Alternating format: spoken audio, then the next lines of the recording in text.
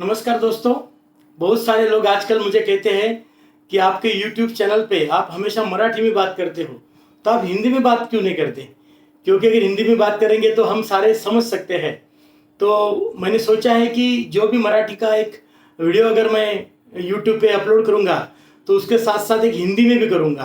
Content वही होगा लेकिन हिंदी में होगा, ताकि मेरे अदर स्टेट के जो दोस्त हैं, उत्तर प्रदेश, मध्य प्रदेश, तेलंगाना, छत्तीसगढ़, गुजरात, तो ऑल इंडिया के लोग ये सुन सकते हैं। तो आज मैं आपको एक 25-30 साल पहले मेरी ज़िंदगी में जो घटना हुई थी, वो घटना आपको बताने जा रहा हूँ। उससे मुझे बहुत बड़ी सीख मिली है।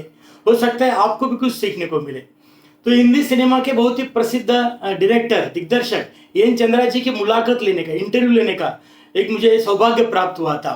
हमारे यहाँ एक मैगज़ीन है, उनके डायरेक्टर मुझे बोले कि एन चंद्रा जी आजकल नासिक में आए हैं, प्रतिघात मूवी का शूटिंग चल रहा है, आप इंटरव्यू ले लो ताकि हम हमारे अंक में उसको प्रिंट करवा सकते हैं, हम उसको पब्लिश कर सकते हैं।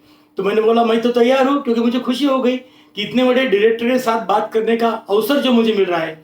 तो उन्होंने उनको फ़ोन लगाया, एन चंद्रा जी जहाँ उतरे थे वहाँ मैं पहुँच गया इंटरव्यू लेने। अभी एन चंद्रा तो सबको मालूम है, बहुत ही बड़े डायरेक्टर है। उनके तेजाब, प्रतिघात, स्टाइल बहुत ही फेमस मूवी है। इनफैक्ट माधुरी दीक्षित को तेजाब में उन्होंने पहला ब्रेक दिया था। 1 2 3 4 5 6 7 8 9 10 11 12 13 13 करूँ दिन गिन के इंतजार, आजा पिया आई बार। इस गाने पे उन्होंने जो दिल खींचक नृत्य किया है, बहुत ही बढ़िया अदा में उन्होंने नृत्य किया है, वो बहुत ही फेमस हुआ। और माधुरी दीक्षित वहां से सुपरस्टार होने का उनका सफर वहां से शुरू हुआ है।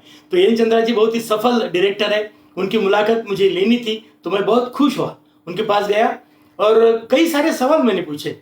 लेकिन एक सवाल मैंने जो पूछा वो आपके साथ में शेयर करने जा रहा हूँ। मैंने उनको पूछा, चंद्रा जी आप इस डायरेक्शन के फील्ड में कैसे आ गए? आप दिग्दर्शक कैसे बन गए मूवी के? आपकी ज़िंदगी में ये टर्निंग पॉइंट कहाँ से आ गया? तो एन चंद्रा जी ने मुझे जवाब दिया कि वो 16 साल हिंदी सिनेमा के प्रसिद्ध गीतकार, कवि और डायरेक्टर गुलजार जी के साथ असिस्टेंट डायरेक्टर करके उन्होंने काम किया है। 16 साल लंबा पीरियड है। तो 16 साल में उन्होंने वो सारे टेक्निक सीखे जो डायरेक्शन करने के लिए किसी आदमी में मौजूद होने आवश्यक है। उनको वहाँ से दिग्दर्शन की कला, कौशल्य उनको सीखने को मिला और वहाँ से दिग्दर्शक बन गए। लेकिन मैंने अगला सवाल पूछा, अगर आप उनसे दिग्दर्शन सीखे हो तो ऐसे कैसे हुआ? तो बोले कैसे हुआ? मेरे को सवाल नहीं समझा। तो मैंने बोला गुलजार जी जो है वो तो पूरे पोएटिक आदमी है, पोएट्री है उनके मन में, उनकी हर चीज कविता होती है। वो सिनेमा मूवी निकालते तो भी पूरे मूवी में, पूरे फिल्म में कविता ही बहती रहती है। जैसे कि सिलसिला ले लो, माचिस ले लो या इजाजत ले लो, कविता ही तो है।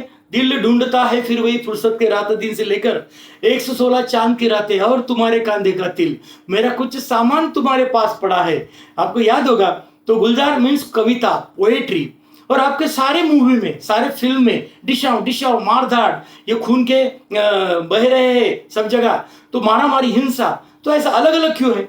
अगर आप उनसे सीखे तो आपके फिल्म में गुलजार जी जैसी कविता क्यों नहीं है? तो चंद्रा जी ने उत्तर दिया, वो बहुत इंपॉर्टेंट है। वो मुझे बोले, संजय अरे कोई भी गुरु अपने शिष्य को व्याकरण, ग्रामर देता है, बोले सूत्र देता है, समीकरण देता है, उसमें जो कंटेंट है, जो आशय है, वो खुद को ढूंढना पड़ता है। आशय अपना होना चाहिए। गुरु सिर्फ ग्रामर देगा, व्याकरण देगा, लेकिन कंटेंट आपका होना चाहिए। मैंने बहुत साल पहले एक सेंटेंस सुना था। वो बोला था कि मुझे ऐसा गुरु नहीं चाहिए जो मुझे मार्ग दिखलाएगा, मुझे ऐसा गुरु चाहिए जो मेरे हाथ में जलती हुई मोमबत्ती देगा और उस मोमबत्ती के प्रकाश में मेरी खुद की राह मैं तय करूंगा और मेरा सफर मैं खुद के पांवों से करूंगा। तो रेडीमेड कुछ नहीं चाहिए। तो गुरु सिर्फ व्याकरण देता है, समीकरण देता है। शिष्य को अपना कंटेंट, अपना आशय, अपने खुद को ढूंढना पड़ता है। कितनी बड़ी बात एक डायरेक्टर ने मेरे मन में भर दी।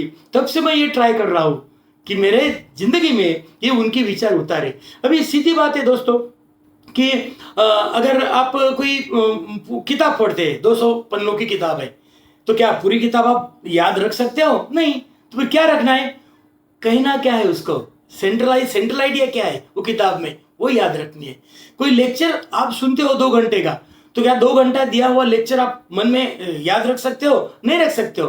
फिर वो लेक्चर में 1 2 चीजें कौन सी है जो कि मेरी जिंदगी बदल देगी, या मेरी जिंदगी में बहुत इंपॉर्टेंट है, या मेरे विचारों का जो विचारों की दिशा है वो बदल देगी, ऐसी मुझे याद रखनी है। दैट इज सूत्र, और वही व्याकरण है। तो मैंने वही सोचा कि हम भी जिंदगी में इसका फॉलो करेंगे। और यंचंदा जी से मुझे ये सीख जो 25-30 साल पहले मिली, वो मेरे जिंदगी में उतारने की मैं हर पल कोशिश कर रहा हूँ। उसी समय मैंने एक व्याख्यान सुना था 2-2.5 घंटे का। आता 2-2.5 घंटे का व्याख्यान तो याद नहीं रहेगा, लेकिन उस व्याख्यान में वो वक्ता ने एक सेंटेंस बोला था, एक वाक्य जिसमें 2 ही शब्द थे। वो मैंने इधर रख लिए मेरे मन में, और उसी पे मैं काम कर रहा हूँ 30 साल से। वो क्या बोले उसमें, एग्जाम्पल बनो, उदाहरण बनो। यानी कि जिस भी फील्ड में आप काम करना चाहते हो, काम कर रहे हो, सफलता पाना चाहते हो, उस फील्ड में इतनी ऊंचाई प्राप्त करो कि दुनिया लोगों को आपका उदाहरण दे। ऐसा एग्जाम्पल बन जाओ। आप जब एग्जाम्पल बनते हो तो सफलता की चोटी पर पहुंच जाते हो। तो एग्जाम्पल बनो, ये उनका वाक्य मेरे दिमाग में मैंने या परमानेंट टैटू कर लिया, प्रिंट कर लिया। ये सीधी सी बात है। किसी छोटे बच्चों को अगर आप पूछते हैं जो क्रिकेट खेलता है, बेटा आप बड़ा होकर कौन बनना चाहोगे, क्रिकेट के विश्व में कौन बनना चाहोगे, तो अभी भी जिन्होंने वनडे का जो वर्ल्ड रिकॉर्ड था 49 सेंचुरीज का, सचिन तेंदुलकर का, उन्होंने ब्रेक किया और खुद का नया रिकॉर्ड प्रस्थापित किया, उनका नाम लेगा वो बच्चा। क्या बोलेगा, अंकल मैं विराट कोहली बनना चाहता हूँ। कोई छोटी सी बच्ची है अगर गाना सीख रही है, उसको पूछो आप क्या बनना चाहोगी, वो बोलेगी मैं लता मंगेशकर बनना चाहूंगी। तो उस फील्ड में उन्होंने इतना ऊंचा स्थान हासिल किया कि वो उदाहरण बन गए। लोग अभी उनकी मिसालें देने लगे। तो मिसाल बनो, एग्जाम्पल बनो, उदाहरण बनो, ये सीख उनसे मुझे मिली। तो मैं धनवंतरी में 15 साल से काम कर रहा हूँ। Dhanvantari distributors private limited Satara हमारी कंपनी है, हेल्थ मूवमेंट है। हम सेहत में काम करते हैं, लोगों को आरोग्य दिलाते हैं। तो लगभग 10 लाख से ज्यादा लोग ऑल इंडिया में हमारी मूवमेंट में काम कर रहे हैं। अगर 10 लाख लोगों को आप जाकर पूछेंगे कि धनवंतरी में आप कौन बनना चाहते हो, कौन बनना चाहते हो, तो 100 में से 90 लोग आपको बोलेंगे कि वो संजय चौधरी बनना चाहते हैं। यही मेरी सफलता मैं मानता हूं। और 15 साल मैंने इसी के लिए काम किया। मैंने रात दिन मेहनत की और वो सेंटेंस पे काम किया, एग्जाम्पल बनो। और आज लगभग लोग जब मेरा एग्जाम्पल देते हैं हर स्पीच में, हर लेक्चर में, तो लगता है गुरुजी ने सही बोला था। तो हमने क्या सबक सीखा आज, कि गुरु आपको सिर्फ ग्रामर देगा, व्याकरण देगा, समीकरण देगा। आपका कंटेंट आपको ढूंढना पड़ेगा, आपको डालना पड़ेगा, और आपको आपके फील्ड में एग्जाम्पल बनना पड़ेगा। तो एग्जाम्पल बनने के लिए आप सबको शुभेच्छाएं। All the best. Thank you.